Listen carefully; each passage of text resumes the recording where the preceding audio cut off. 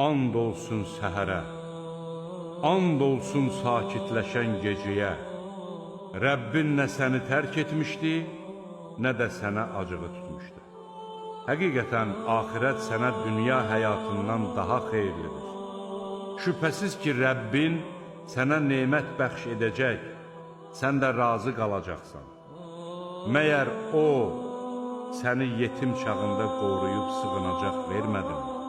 Səni çaşqın olduğun halda doğru yola yönəltmədimi? Biz yalnız sənə ibadət edir və yalnız səndən kömək diləyirik. Kasıb olduğun zaman səni varlandırmadımı? Elə isə yetimə xor baxma. Səndən kömək diləyəni qovma və Rəbbinin nemətindən danış.